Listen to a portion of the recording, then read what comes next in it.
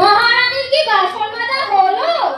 তা বলি, বাসন মাজতে যদি এত সময় লাগিয়ে দাও, তাহলে বাড়ির বাকি কাজগুলো কখন করবে? এই নাও, এই বাসনগুলো মাজা হয়ে গেলে এই কাপড়গুলো কেচে দিও। থাক না গিন্নিমা, বৌদিমণিকে এই সময় কোনো কাজ করতে হবে না। যা কাজ আছে আমাকে বলুন, আমি করে দিচ্ছি। তোকে অত ভাবতে হবে না রামু, কাকে কি কাজ দিতে হবে না হবে সে আমি খুব ভালো করে জানি। তুই বরং যা, তোর আর যা কাজ আছে সেগুলো গিয়ে করতে যা। বলছি গিন্নিমা, বল বল। ছোট মুখে একটা বড় কথা বলছি, আপনি বৌদিমণির সাথ দেবেন না? ওই হাবাদে ঘরের মেয়ের আবার সাথ, আর সাথ দিতে হবে না। আমি শুধু শুধু ওর পেছনে অত টাকা পয়সা খরচ করতে পারবো না। এই যে মহারানী, তুমি আবার হাত করে বসে আছো কেন? নাও নাও, এই কাজগুলো সেরে এখন রান্নাঘরে অনেক কাজ পড়ে আছে, সেগুলোকে করোগে যাও।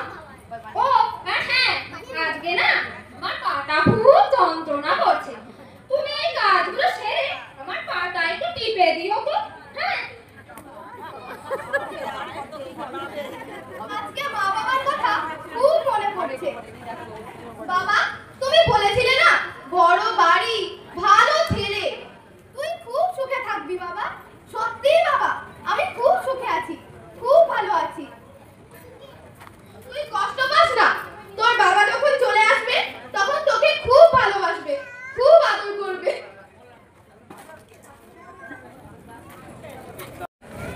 দিনের পর দিন এরকম চলতে থাকলে আর দেখা যায় না।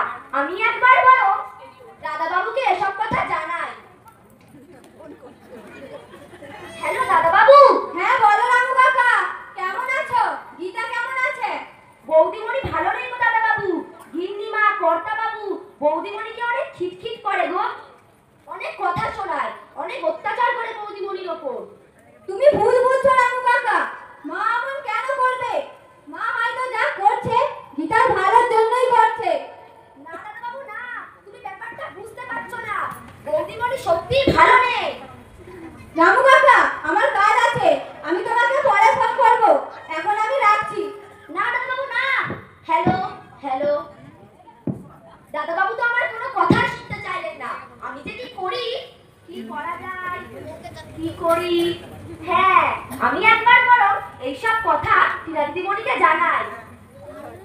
হ্যালো টিনা দিদিমণি। হ্যাঁ হ্যালো রামু কাকা, বলো ওদিকে কি খবর? তোমাকে বলছিলাম না বৌদিমণি ভালো নেই। কর্তাবাবু, গিন্নিমা বৌদিমণিকে অনেক খিটখিট করে গো, অনেক কথা শোনায়, ওরা অনেক অত্যাচার করে বৌদিমণির ওপর। শোনো রামু কাকা, আমার কিছু কথা তুমি মন দিয়ে শোনো। তুমি বৌদিকে বলো নিজেকে পরিবর্তন করতে, ঠিক মা বাবার মনের মতো হতে, নিজেকে চেঞ্জ হতে বলো, জাস্ট চেঞ্জ। হ্যাঁ, আমি তাই করব। আচ্ছা দিদিমণি, তুমি কবে আসবে? আসবো আসবো, আমি খুব শীঘ্রই আসবো রামু কাকা, তুমি একটু ধৈর্য ধরো আর বৌদির খেয়াল রেখো।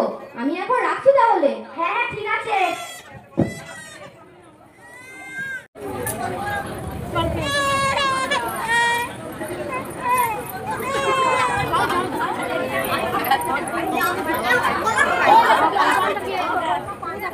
বলছি বাবু কি টাকা পাঠিয়েছে? হ্যাঁ পাঠিয়েছে। আর টিনা, টিনার কি খবর? জানো, ওকে কালকে ফোন করেছিলাম, বললো না, কেটে দিল। হ্যাঁ, তা অবশ্য ধরবেই না কেন? আমরা তো আর ওর মা বাবা নই, বৌদি এখন মা হয়েছে। ওই যে কথায় আছে না, যখন তোমার কেউ ছিল না তখন ছিলাম আমি।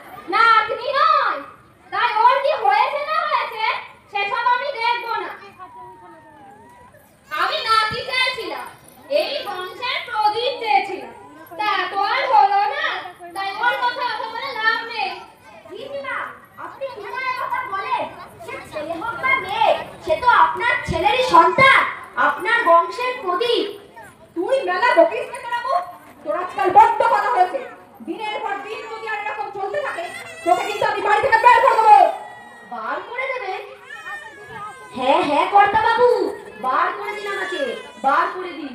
তাহলে আমাকে আর এই অনাচার দেখতে হয় না। আমার বাপ ঠাকুরদা এ বাড়িতে কাজ করে এবারে নুন দিয়েছে, তাই আমি মন খারাপই করতে পারলাম না কর্তা বাবু। বার করে দিন আমাকে, বার করে দিন। কি মজা, কি মজা, ভাগ্নের মেয়ে হয়েছে, ভোজ খাবো, ভোজ খাবো। আমি মরছি আমার খেলায়, আর ওনার শুধু খাওয়া খাওয়া আর খাওয়া। খাওয়া ছাড়া এই মানুষটার কিচ্ছু বোঝে না।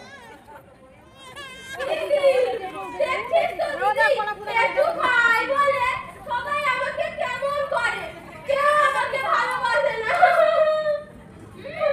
নাতনি হয়েছে তাই না আমার আমার সংসার করতে। এসো গিন্নিমা, ও গিন্নিমা, পরিমা এসেছে গো, বরণ ডালাটা নিয়ে আসুন। বৌদিমণি, তুমি একটু পরিমাকে ধরো, আমি বরণ ডালাটা নিয়ে আসি। এই না।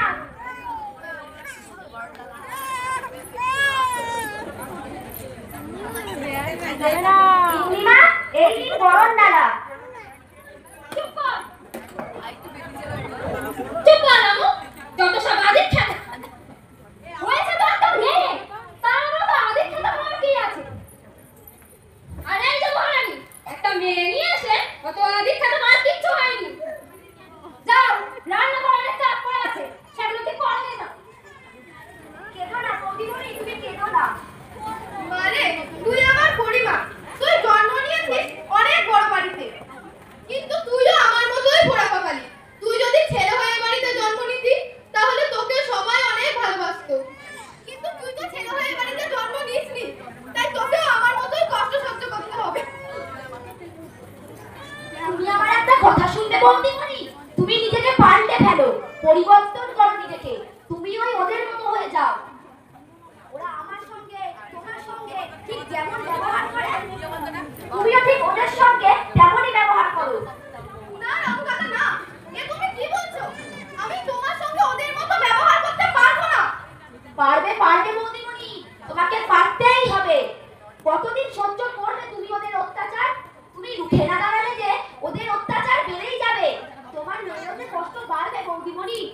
তাই নিজের জন্য না হোক, অন্তত তোমার মেয়ের জন্য হলেও তুমি পরিবর্তন হও। কিন্তু রামু কাকা, কোনো কিন্তু নয়, আমি নাতিমণি তোমার পাশে আছি, তুমি নিজেকে পরিবর্তন করো। যাও বৌদিমণি যাও, তুমি এখন পরিমাকে নিয়ে ঘরে যাও। যাও বৌদিমণি যাও। সোজা আঙুলে ঘি না উঠলে তো আঙুল দেখাতেই হয়, দেখ এবার কেমন লাগে। কি ব্যাপার, সকালে চা জল খাবার কি পাবো না নাকি? তারপর আবার রান্না বান্না, কাচাকুচি সবই তো পড়ে আছে। মহারানী তো ঘর থেকে বেরোবার নামই নেই।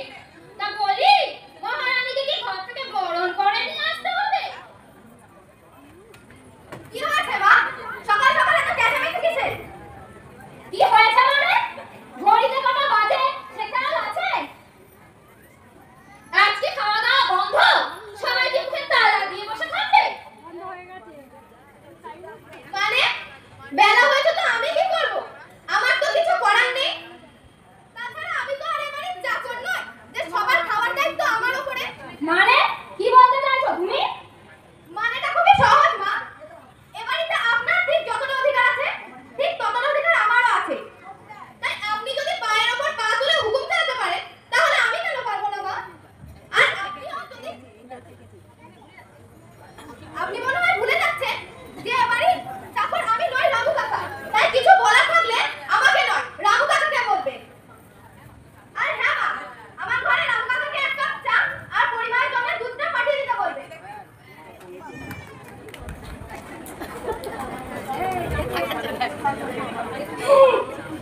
দিদি, এতদিন এই সংসারের ছড়িটা তুই ঘুরিয়েছিস দিদি।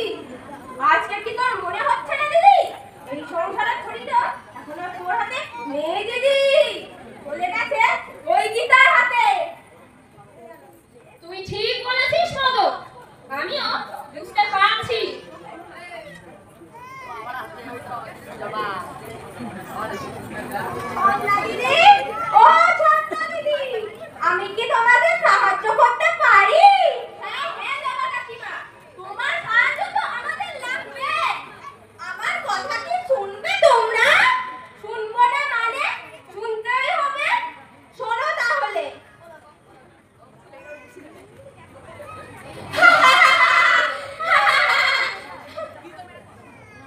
তুই একটা হাবাদে ঘরের মেয়ে হয়ে এসেছিস আমার সাথে পাঙ্গা নিতে?